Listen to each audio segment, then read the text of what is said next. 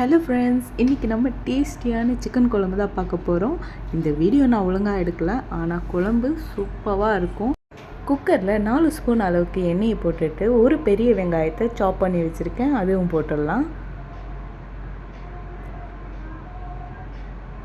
நல்ல கோல்டனிஷாக நம்ம வெங்காயம் மாறின உடனே இஞ்சி பூண்டு பேஸ்ட் போட்டுக்கலாம்.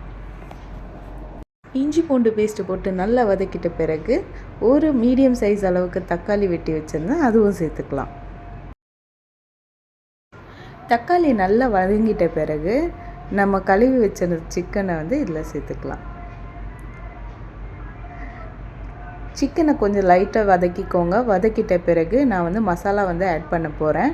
1/2 ஸ்பூன் மிளகாத்தூள், 1/2 spoon garam masala, 1/2 spoon chicken 65 masala, 1/4 spoon மஞ்சள்தூள், இது எல்லாமே சேர்த்துட்டு மசாலா நல்லா வதக்கி விட்டுக்கோங்க.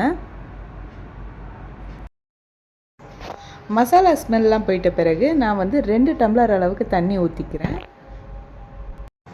தேவையான அளவு உப்பு போட்டுக்கோங்க. நான் ஒரு 3 பீஸ் அளவுக்கு தேங்காய் எடுத்திருக்கேன். அது கூட ஒரு 4-5 முந்திரி போட்டுக்கோங்க. போட்டுட்டு நல்லா மையாக அரைச்சிட்டு சிக்கன் குழம்புல இப்போ தேங்காயும் கொத்தமல்லியும் போட்டுட்டு ஒரு 3 விசில் வர வரைக்கும் மூடி வச்சுருங்க.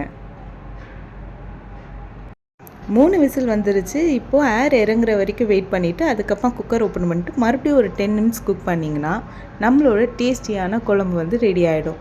இந்த கிரேவி நீங்கள் ரைஸ் சப்பாத்தி எல்லாத்துக்கும் சூட் ஆகும். எல்லாருமே சப்ஸ்கிரைப் பண்ணாமல் பார்க்குறீங்க, தயவு செஞ்சு சப்ஸ்கிரைப் பண்ணுங்கள், எனக்கும் மோட்டிவேட்டாக இருக்கும். இந்த மாதிரி ரெகுலராக என்னோடய வீடியோஸ் பார்க்குறதுக்கு லைக் அண்ட் சப்ஸ்கிரைப் பண்ணிக்கோங்க.